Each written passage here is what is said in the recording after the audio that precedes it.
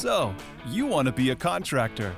Ever wonder what it takes to become a contractor? The journey they go on to get where they are now, or the crazy things they see and hear on the job site? Well, you're in the right spot. Welcome to So You Want to Be a Contractor, the podcast. Join your host, Mike Fisher, as he talks to owners of construction companies from all over about how they got started, how they run their business, and some of the craziest stories they've experienced on their job sites. And now, your host, Mike Fisher. Welcome to So You Want to Be a Contractor. This is episode number 2. How you doing today, Brett? I'm doing great, Mike. Thanks for having me on. Fantastic. No, thanks for coming in, man. I guess, again, Bret Burge, President Burge Corporation. You guys are out of Southern California, correct? Correct, yeah. Yeah, General contractor. Yep. Awesome. Yeah. Well, give me a little bit of your history. Let us know kind of how you got into this industry and how you got to where you are today. Yeah, so born and raised in Southern California. My dad actually started this company back in 1977. He came from the background of painting, so he was a painting contractor prior to getting his B license, and he was in Laguna Beach, California. 77 started doing spec home builds, custom homes, mostly in Laguna Beach, kind of surrounding areas up and down the coast. And then, fast forward to the 80s, we jumped into commercial, doing tilt up, sizing, retrofits, that kind of stuff. Then 90s telecom.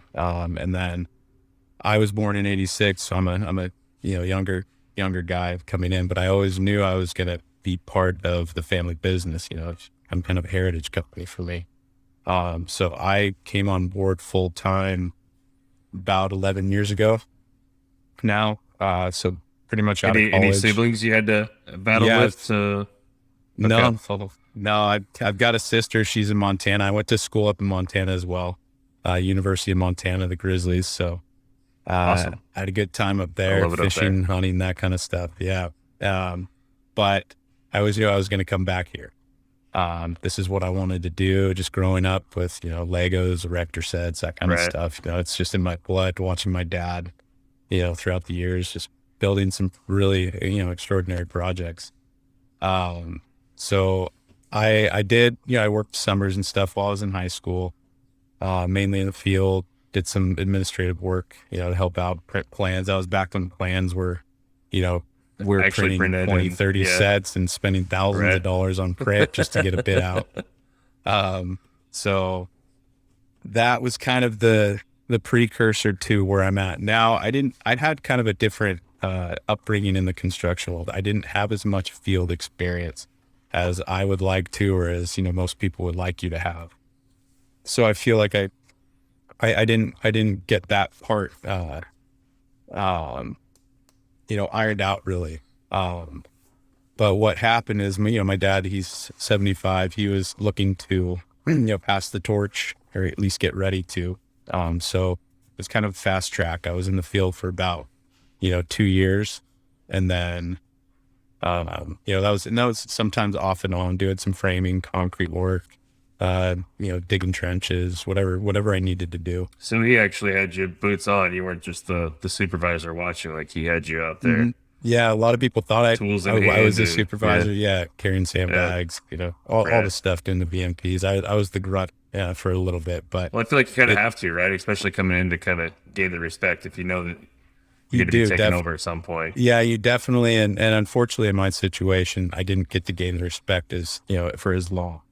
I kind of had to learn quick, and then I got thrown into the office position, which, I like. I got a business degree in college. And so, my mind's more wrapped around kind of the business as a whole, vision of the company, financials, that kind of stuff. So that's where, I feel like I present a lot more opportunities for the company.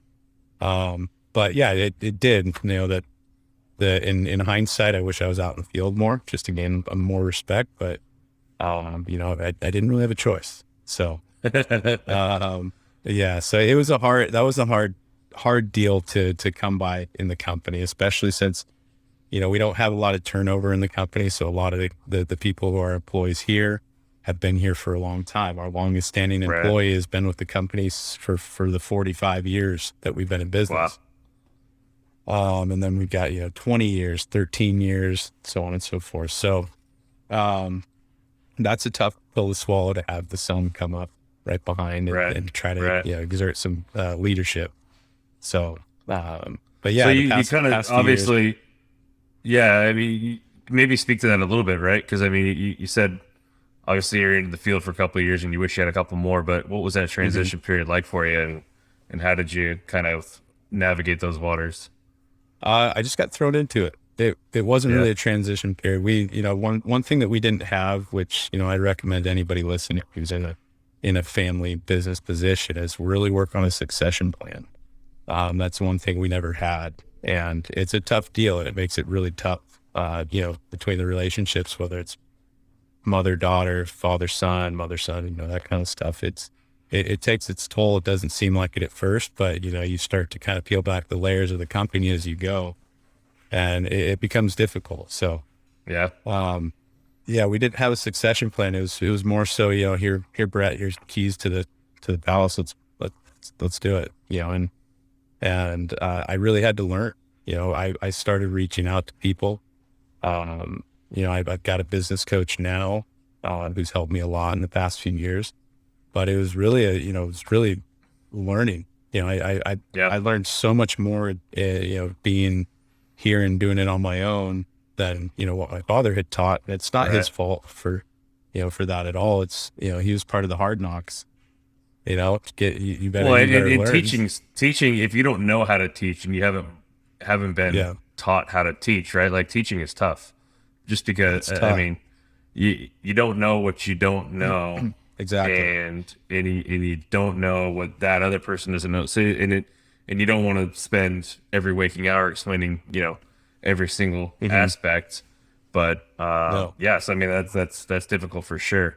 Are Yeah. there any sort of maybe key things that you did, mainly from the relationship between you and the staff, right? Whether it's the field guys or the people in the office, um, things that happened that you think, hey, that really helped out along the way, or maybe some things that you screwed up and had to learn from, Plenty, in plenty that of screw ups. relationship. Yeah. There's been plenty of screw ups, but, we're a family company, and part of our values is family, and it's been that way since the founding of the company in '77. And so, that's one thing my dad always wanted, and he's still around too. It's not past tense.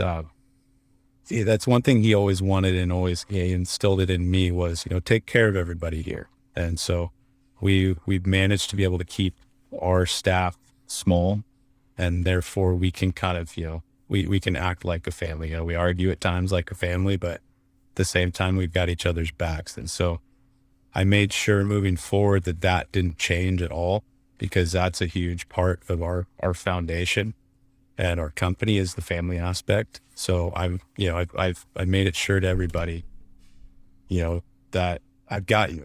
No matter where we go, I'm going to make sure I'm taking care of you as much as I possibly can. So that's a big turning point, and everybody got to see my steps of leadership as we went, and I've got critical feedback from them, which is fun. And they know where I'm going, and they know where I've been. Right. So it's a transparent book on my end, but that family aspect is really what kind of, put me at the next level of my own personal leadership. So Is that something that you think obviously, I assume you always knew you kind of wanted to carry that on, but was there any sort of that from the business coach that that you're with now? Is that something that they really kind of, harped on and made sure was important to you as well?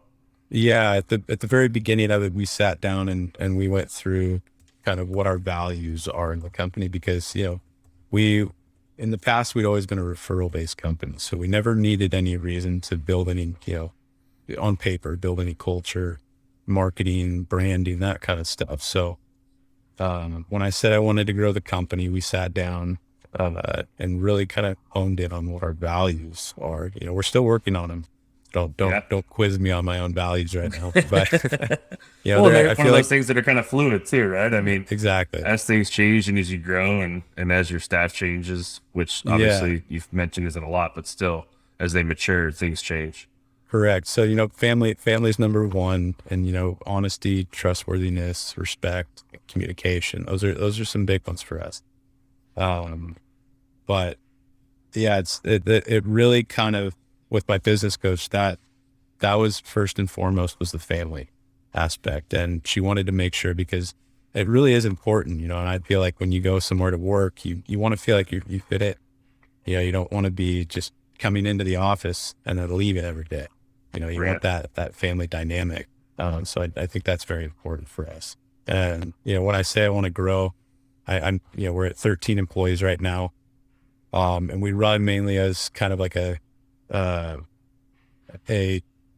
construction manager with a little bit of trades that we do, some framing, concrete work, that kind of stuff. But most of it's managerial. So I want to get to, you know, just below the 25 or in between 25, 30 mark, because I feel like that's a very manageable number to keep that family dynamic, Right. you know, within the company. Well, that's key too. Yeah. I mean, you get too large and it's hard to kind of maintain that culture for sure. Yeah. So maybe speak to a little bit the thought process of bringing in a business coach. Was that something that was more recent, or maybe right when you started you knew? Because I mean, that takes a little bit of self-awareness and a little bit of you know, putting your pride in your pocket to recognize that you know that you need that help, and that help could actually, you know, benefit the company. I don't as a person have too big of an ego to begin with. I'm very transparent. Most people who know me, I'm very, you know, straight to the point, frank. I like critical, you know, feedback. So kind of opening myself up to accepting that somebody's going to come in and, you know, try to tell me what to do. I was all ready for it. And, you know, it goes back to kind of business, you know, you need to adapt and change. And if you're stuck in your one ways, you're not going to get too far. You know, you might get a little down the road, but yeah, you're going to hit a wall at some point. So I was ready for it really when I got pushed into, you know, more of the day to day, where I was handling the day to day, looking over the financials, you know, doing what I call forecasting at the time. Right. So I was ready for it. And, I had brought on a killer attorney at the time. And he's now become a good friend of mine. And he just kind of told me one day, just straightforward, said, I think I need to introduce you to somebody, you know, and turns out don't take this the wrong way, but yeah, well, cause I spilled the beans, being very open. I just spilled the beans about the company, you know, all the downfalls that we've had over the year, all the good things, you know, all that kind of stuff. So said, you know, I think it might be time for you to meet her. So, her name's Deborah Peters. She's a great lady, and she's helped me out. And it's been more of a, you know, not so much a numbers game that she's helped on the company side. I was really looking for something for a personal growth. You know, she has helped the company in growing, but, you know, I'm a little selfish in that regard, where I kind of want it to be, you know, build me first, then build the company. So it's been a great experience. And, you know, I advise anybody, if you're having any doubts on anything, just some clarity, you know, it's almost like a therapist, I guess, in a sense, you know, that third party outside view, you know, it really, it's an unbiased third party too, right? Exactly. Yeah. I mean, their ultimate goal, if they're doing their job correctly, is the growth of the company, right? And the growth of you, and help whether you that succeed. takes, no matter what that takes. So it's been a good deal. And I think that's one of the highlights of my career right now, is bringing her on, just because it's allowed me to think past my mindset, you know, my roadblocks that I have. So, well, I have to imagine it helps too with that respect aspect, right? Of trying to gain the respect of everybody around you. If they know you're not coming in, you know, guns blazing with all your own ideas and just, you know, turning the world upside down on them. If they know that you've putting some thought into it and making an effort to be, the right person for the right job. I have to Yeah, imagine that helps that. and actually on that point, that was one thing that I really struggled with, and part of the reason why I had her was decision making. Being in my father's shadows for so long, you kind of, just human nature, you kind of tend to follow their path. But I was seeing that path wasn't going too far. We needed to adapt, we needed to change, we needed to do something drastic and kind of turn the company on its head for a few minutes and find our path forward. Yeah. So, she helped me get out of that shadow and make sure that my decisions were my decisions, and own up to your decisions, go forward with them, whether they're right or wrong. We'll probably navigate those conversations a little bit, right? I mean, I feel like that's probably, you said your dad's still involved. At what capacity and what are his thoughts on, or I guess I would assume he's okay with it now, right? Being this far into the process, but what was it like? So.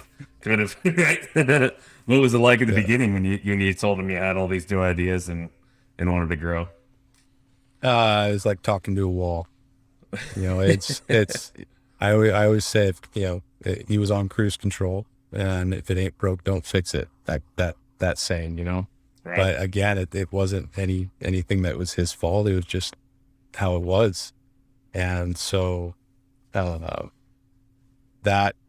was very hard to get past. But I just had to kind of one day just start putting my foot down and saying, no, this is it. We're going to be changing. We're going to be doing this. So just put your boots on, put your head down and go. There wasn't really any kind of look towards kind of the in future. cruise control, huh? Just kind of, yeah, exactly. And again, it's, not a fault of his, or it was just the times, but we're in a mode where, we have to, again, adapt and change to our competitors, the markets. COVID did numbers to everything on our end, but what it really did was kind of help us take a step back and refocus our efforts and restructure and kind of really look towards, what our true vision was, what our future was. And that's a hard pill to swallow when you run it a certain way for so long. And then Right. people are coming in and they're just kind of feel like it's uprooting everything you've done. But so we've gotten over that hump now, and he's seen the benefits of what we've been doing for the past few years. And the business is taking off. We're doing good things now. So I'm excited about it. So where's his role at now? What is he doing for you? Is he in the business at all? He comes in. He actually sits in the office right next to me. Comes in part of the day. And most of it's just, it's a creature of habit type situation. He comes in because that's what he knows. He started this thing himself back in 45 years ago almost. And so it's just his day to day. So I don't want to take that from him. That's an important part, especially in a family business. You try not to push him out, too soon, but, have that conversation and then keep the conversation going and be willing to have that conversation because, at some point in time, we have to make that change. On my end, what I'm finding is I need another office. So, I need to plant somebody there who's got a good ROI for me. And that it's going to come a time pretty quick. I think he'll be in full retirement mode. Yeah. Well, I'm sure it's probably nice that he's there, right? To kind of bounce ideas off of if you get stuck on some things, or even though you are kind of switching modes a little bit, right? He still does have all that experience in running a business. Yeah, he definitely does. He's got the experience, and that's something that is fun to tap into. A lot of the experience isn't the relevant experience of kind of what we're going through, but at the end of the day, a nail's a nail. There's certain things in construction you're not changing. And, I could pick up a carpentry book from the 50s, 60s, and there's stuff that's changed, but for the most part, the core framing concepts and methods are there. So that's fun to tap into from him is, there was a lot of problem solving back then because they didn't have the tools that we had now. So, their brain was in motion, really, every day they were Right. trying to find new solutions. So there's some pretty fun solutions to some of the problems that we have, just from, the older generations. But it's overlapping the old with the new that gets to be the difficult part is, the technology drive right now. You and I talking face to face like this, that's a hard thing, for some people to grasp and what the benefit of it is. But it's not going anywhere. And Right. that's one thing I Right. understand as construction technology is just going up. And so there's some stuff that we're looking into, things that we're changing, systems and processes that we're implementing that are more technology driven. And so unfortunately it leaves the older generation kind of puzzled. But you've got to do it. You just have to do it. Yeah, especially in the last 18 months, right? Yeah. I mean, it was one of those things where, there's a lot of construction companies kind of and contractors kind of treading lightly around that technology aspect and doing things like this and being comfortable with it. And no, I'd rather just meet you. Let's go, grab some coffee or whatever. But last 12, 18 months, people have kind of been forced into it, right? And Exactly. it's, like you said, kind of forced the hand of some of that older generation to adapt and change. Yeah. One of the things, and I listened to a good talk it was about different generations and how each generation sees and balances their work-life balance. And currently the situation that we're in is more of a life-work balance. Everybody wants to do things that maximize their living situation rather than their job necessarily. So that's a huge flip too. And you've got to start to understand things like that, especially in an economy that we're in and the pandemic situation that we were in. It changed everybody's life. So in construction, we always go into the office. That's our deal. We never stay at home. You work from the office, you work in the field. So and being a small company, it's hard to have people have remote work. So that's something I've been looking at. I've been asked if we could have remote work, but I haven't offered it up yet unless it's absolutely necessary. Just because we need that interaction on the level that we're in. Because if one person leaves in our company, if they work from home, you can almost say that one division is now sitting at home. Right. We're small.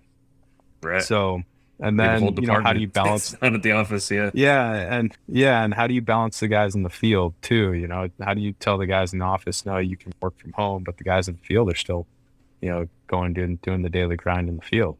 So, that's a hard one. I've always thought construction's a pretty interesting industry because you have such polar opposites from field to office perspective. So, yeah, for sure. And I know we chatted a little bit offline before we started the other day, and you mentioned kind of part of that growth trajectory is kind of changing the scope of work you guys do, right? So you guys have kind of maybe go into detail there a little bit. What your dad started off as, a lot of the work that he was doing and that was going on when you started, and then kind of where you guys are headed now and some of the stuff that you guys are doing now.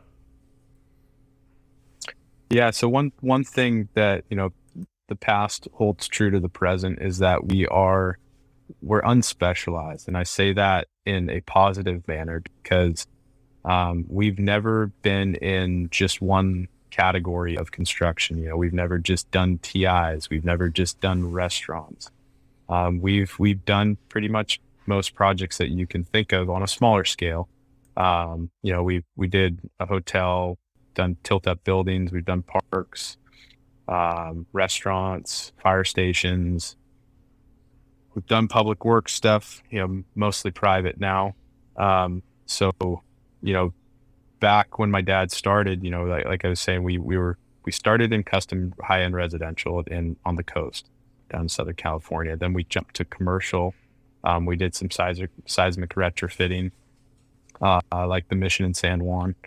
We did seismic retrofitting there, the Shrine Auditorium up north. And so we did these very, interesting projects, and it always kind of kept us on our feet. So another area that we looked at getting into in the 90s was telecommunications. So building cell towers for people, like carriers like Verizon, Sprint, AT&T. And we've kept those different divisions up to today, minus the residential. Residential got a little difficult. The clientele was harder. It's not as quick of a turnaround on a project. But what we're seeing now today over the past couple of years is commercial's kind of leaning towards that, how residential was. With the whole, I feel like the DIY movement in the US really had a big factor in that. Everybody gets a little more involved in their projects, which is good. You want your client to always know what's going on, but at the same time, they bring us in for a reason, and we want to try to do it in a timely fashion. So, commercial is trending in at least in the projects that we take on, trending more towards a residential project. So I'm actually looking at acquiring a residential company, a friend of ours, to bring back in the residential market. So kind of even out our cyclical kind of, our curve throughout the year. Construction is very cyclical. So I'm trying to just level it out as much as I can. So currently we're bringing back on residential, but we're still in commercial and telecommunications.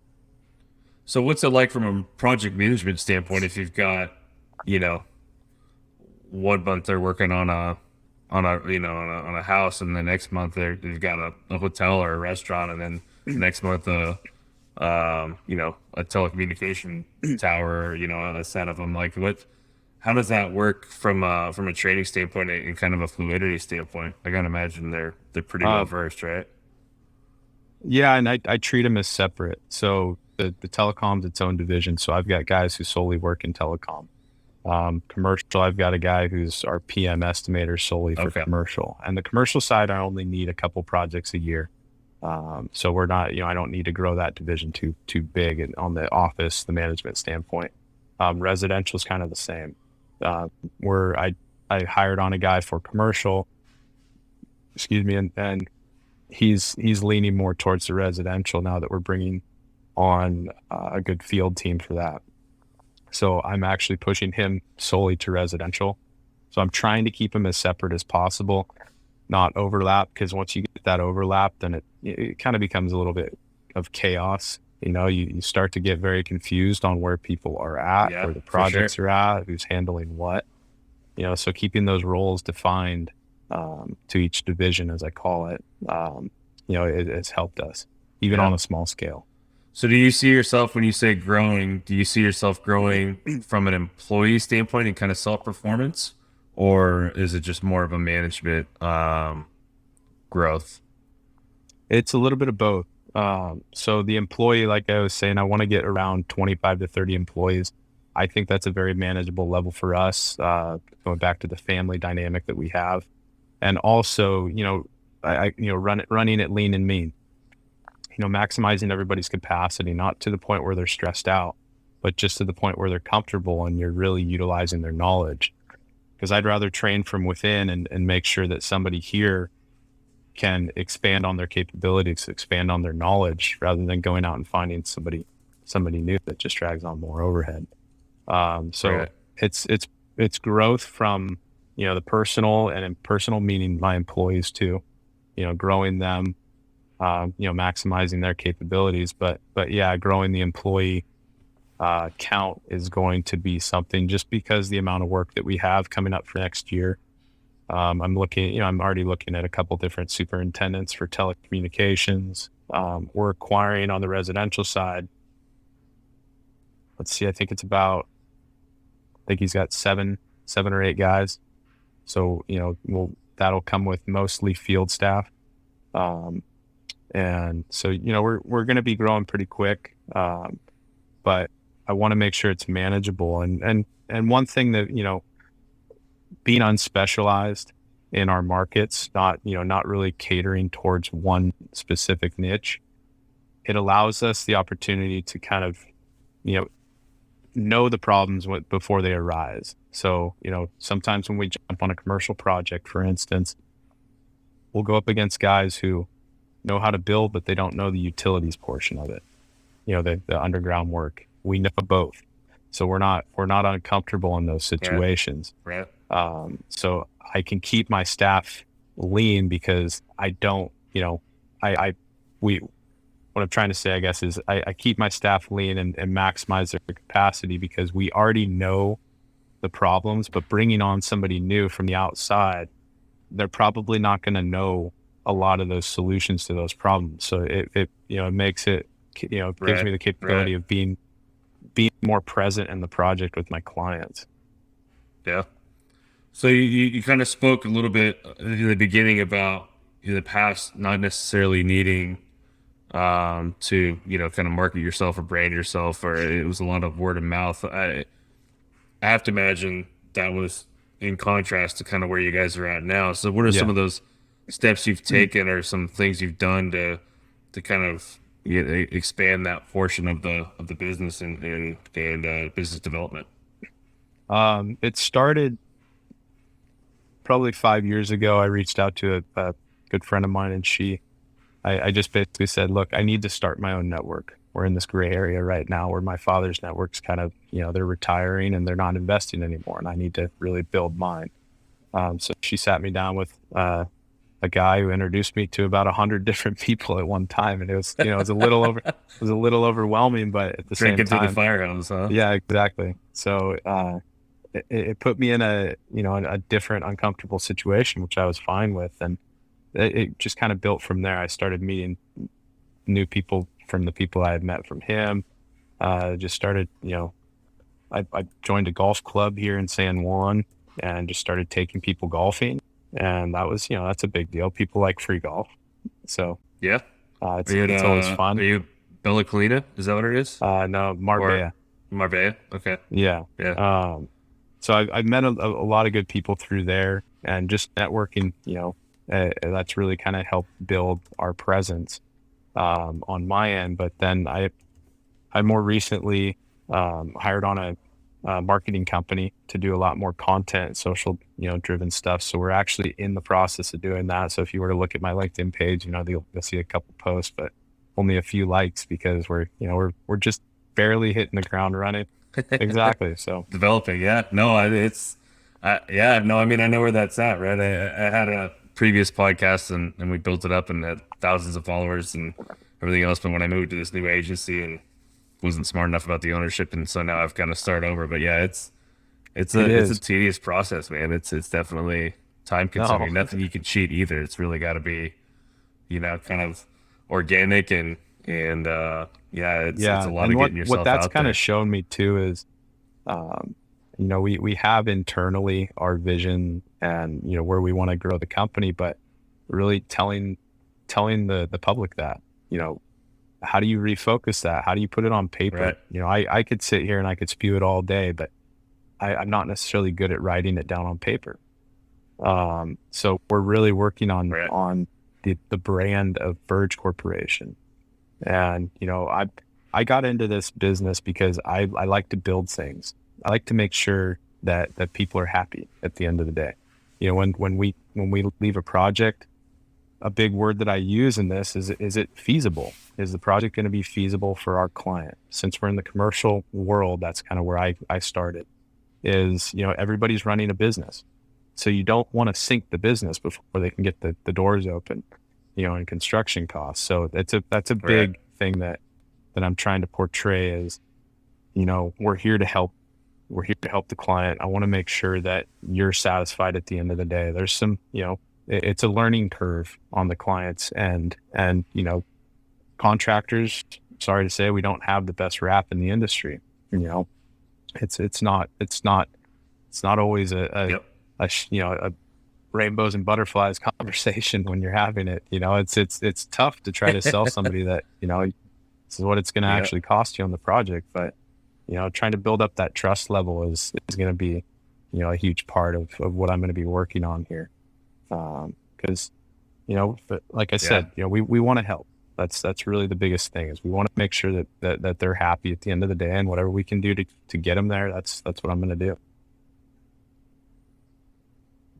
So going back to the social media and the branding aspect of it, have you got to the point where you've kind of made goals or set goals from that? I have a thought process on it, right? Or I have my thoughts on it. I'm just kind of curious if you guys are in the same line, and maybe we'll Mhm. chat about it after, or we'll can compare after you let me know what your thought process is. But where's your mindset at with the reasoning behind that, and what's your goal with those kind of Um, avenues? Goal right now for me is just to get our name out there, because we have been just so Yeah, referral based that, you go outside of, 5 miles from our office and not too many people know Burge Corporation. We had a good solid, upbringing in Laguna Beach. And so most people know Burge Corporation around there, but it's really just getting the name out right now. So I'm not a master at marketing. So I'm kind of leaving that up to them, the marketing company, and just hoping that, the delivery is good. Yeah. along for And, the and ride, right? meanwhile, Yeah, I'm going to keep working on my networking and getting my name out there via me being in front of people. Cause I like to be in front of people. So, right. um, Yeah. So what are you, what, before we go back to the social media real quick, what kind of avenues or what are you using from a networking standpoint? Are there groups you're involved in, or trade organizations, or where are um, you getting out so there? I joined Vistage, a few months ago, Okay. 4 or 5 months ago, actually, I think. So, Yeah. I've met some very great people through there, listened to some really good talks. And, I recommend it if you have it in your budget to do. It just expands your network, globally, really. But I mean, Yeah. for me, Yeah. it's a good peer. There's a good forum on it, and you can chime in and put up a post Right. if you got a question, a concern, that kind of thing. So I joined Vistage, but really, it's just been putting myself in front of the right people for so long. You introduce yourself to somebody, and that person just kind of goes. It ends up being a friend or just an Right. acquaintance, that kind of deal. But really kind of looking at who you're introducing yourself with, and do they pair with your values? Is at the end of the day, are you going to be able Yep. to help them? Or are they going to be able to help you? And it's not that you're using them, for your advantage. It's you're serious about growth. You're serious about being successful for yourself, your business, and for them, as well. So, finding those right Yeah. people is a big one. And I feel like I've started to surround myself with some very intelligent, like-minded, just good people. Yeah. And that becomes like a snowball kind of effect too, right? Like Yeah. it's one of those things where you can't expect to be, you know, writing business or doing a bunch of work, after the first four or five, people you meet. It's kind of one of Mhm. those things where you meet four or five, and you get introduced to four or five more from each of those. And Yeah. eventually, once that network grows big enough and you've kind of gained that trust, that's when things kind of start rolling back and forth Y- between those relationships for sure. Yeah. When I first started, I was under the impression that if they introduced me to somebody, I had to introduce somebody right back. And I was like, I owe Right. you Right. something. But it's not like that. It's not Right. like that. Right. Everybody No. understands that it'll come around at some point, and that just makes it so much, easier to do, because you don't have that weight on your Right. shoulders that, now I've got to introduce this person to 25 people. Right. Managing the relationship and the Yeah, it expectations. becomes a lot. Yeah. Exactly. Yeah. Well, and so going back to the social media, kind of on that as well, it's always been my thought process that, especially for somebody like a construction company or a contractor, that you can't expect to get on LinkedIn or on Instagram or any of those kind of things, and the phone calls will start rolling Mhm. in for you to start bidding work or doing work, right? That's not where it is. In my eyes, it's more of a digital resume, Correct. right? Or a billboard, if you will, Yeah. right? It with the buyers and the people you're working with now, those people getting younger and younger, those are the people that are on all these different social media platforms and all these different networks. And so if they don't know who you are, and you're stepping in, whether it's to bid something or just to kind of introduce yourself, one of the first things they're going to do is look you up, Mhm. whether that's again Instagram or LinkedIn or anywhere online. And so just having that presence, regardless of what it is, right? It doesn't need to be phenomenal content. But just being out there kind of gives you that visibility and that transparency, right? That level of transparency. Correct. Because in 2021, almost 2022, if you're not on Instagram or don't have a website or, you know, some of those things, it's almost like, why? You better find a new career. Like, what are you trying to hide? Why can't you be? Exactly. Yeah. It's one of the, and that's it's part of that, you know, the digitization or the tech push of this industry that's been obviously, you know, pretty far behind in that aspect relative to other industries for sure. Yeah, you hit it right on the head. I mean, that's kind of what the website's turned into, is really just a resume. You know, it's that initial information. And we're actually, the website I have up right now is going to be fully rebooted. I just had a call the other day with a branding company, and we kind of did a 1 hour audit of the website. And one of the things that we're changing is, and this is brand new to me, is, you know, you always want to tell people what you do, not why you do it, you know? And so, you know, you have what they call features versus benefits. So, you know, what's the benefit of me being your contractor? You know, trying to spell that to you, you know, is where I was missing the mark. Right. So our kind of solve those problems that people have in their head already. Get that emotional level going with your clients, you know, or prospects, you know, show them, like I said, you know, that we care. Well, I know we care about the clients, but they don't know that I care about them, you know, so how do I say that? So that's kind of, you know, it's flipped our whole kind of direction for the website around. So we're redoing the whole thing. Our marketing content is, you know, some of it's changing, but, you know, it really is that first impression, that website, social media, you know, some people it's not, but for most that you're going out to people who've never seen you before. So, you know, you need to resonate with your target audience. Yeah, for sure. No, it's good that you guys are kind of seeing that aspect. I love seeing that in this industry. To just, I think it helps push everybody a little bit and kind of challenge everybody in the industry for sure. So it's good to see. I like that a lot. Yeah. So kind of as we kind of get close to wrapping this up, where are you guys? I mean, obviously growth is the future. Are there numbers specifically? Are there milestones you're looking to hit, or what does the future look like for you guys? We have put our goals together.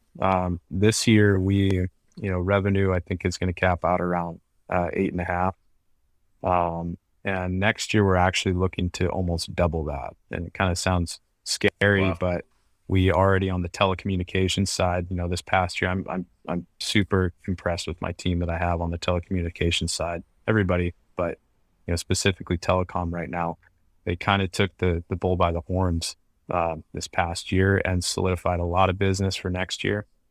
And right now in our area, we're top-notch contractor for the 5G builds. So, you know, we're setting standards in cities, and it's been a fun ride. So that's going to pour into next year. We already have, you know, 100+ sites with one of the carriers. And so that work's going to take us. So there's going to be a lot of growth on that end. The commercial side, I've got some projects there, some smaller projects, but that's an area where, because the telecom's, you know, creating so much revenue and, you know, at the end of the day, hitting our bottom line really well, it's allowing me to kind of, you know, hone in what our actual target market is going to be for the commercial, because our clientele's changing. You know, I'm be a little bit more selective there. I'm trying to get away from competitive bid, just because there's so many guys out there who it's no fun to bid against them, because you know they're going to be lower than you, but it's not a competition. It's just, you know, they're just doing it a different way. So I'm looking at more negotiated work. And same with the residential side. We actually have quite a bit of workload for next year, starting January, February. So it's going to be a great year. We're going to have a fun time doing it. And that's the one thing to follow you guys along, man. Yeah. I just keep liking those or LinkedIn posts, because I need some likes for sure, right? Yeah. But no, at the end of the day, what I want for Burge Corporation is just a good name. You know, I want to make sure that people understand that when they walk through the door, if they have a phone call with us, that, it's a respectful conversation, and we're not just your average contractor who, you're not another number. It's a personal relationship. We're invested in your project, and, we truly care. And that's one, it's a big change in the industry. So it's going to take a little bit of time, I think, on my end to really, garner those relationships to where people are coming back. But, I'm not going to change. I'm not going to turn into another contractor who just wants to do the project for money. We want to keep our lights on. I think you're riding that wave that's kind of been rolling for the past few years, right? It's and it's good to see. For so long, like you said, the industry's been pretty cutthroat on numbers and low bid and those kind of things. But I mean, I'll point it back to social media, but with everything being so transparent and open and emotional nowadays, right? It seems like everything is emotional now. So emotional. It's good, bad, or different. Yeah, I know, right? One way or the other, it's everything's emotional, and everybody wants to tie some sort of emotion to. You see these companies that do give backs or some sort of social standing behind them, and what they do is they seem to do better than some of those other companies. So long-winded way of saying that I think construction and contracting is now on that that ride now too, where people want to be more connected emotionally rather than just, hey, who's the lowest bid. So it's going to take a while for sure. It moves a lot slower than other industries, but it's not an overnight success. I mean, that's the other thing. Everybody's got to understand is, it takes time to build stuff. It's and not even just building that. You're on that edge of you're leading the charge in changing the industry, right? I mean, you're one of those few out there kind of doing it that way and making for that push. So it's good to see. So I appreciate it. And like I said, thank you. I can't wait to follow you guys. I think it'll be fun to kind of watch what you guys do over the next couple of years for sure. Yeah, we'll do a follow-up podcast end of the year and for sure. Yeah, I'll be around. Yeah, let's do it for sure. Yeah. And I'm not a Marbella guy. I'm more of a San Juan Hills kind of guy, but that's fine. We like to join. Come on out. Yeah, we'll definitely have to meet up for some golf too. I'm down there all the time. Well, the invite's open, so sounds good, man. Well, let everybody know where to find you guys. How to get a hold of you or get in touch with you or find you online or wherever it is. Like I said, our website's changing right now, but it's Burge Corp or corporation.com. So Burge Corp, BurgeCorp.com. We're located in San Clemente. I always say right next to the city, but I always tell people we're right next to Sandals headquarters. Sandals, or Rainbow Sandals. Rainbow Sandals. Yep. So we're right down the street from them. So it's more of a landmark, I think, than the city. Right. So yeah, we're local. Feel free, give us a call. Phone number, I mean, it's on the website, but the office line is 949-492-1175, and you can ask for me. I'm always open to talk what you've got going on. If you got a current product, you just need some questions answered. I'm an open book. So awesome. Well, thanks, Bret, man. I appreciate it. Let's keep in touch and let me know if you need anything for sure. Okay, sounds great, Mike. Man. Again, thank you very much for having me on. No, thank you. Have a good one. Hey, thanks for listening. If you had a good time, be sure to hit that subscribe button to get all the latest episodes. And if you had a really good time, leave a review to let us know what you thought.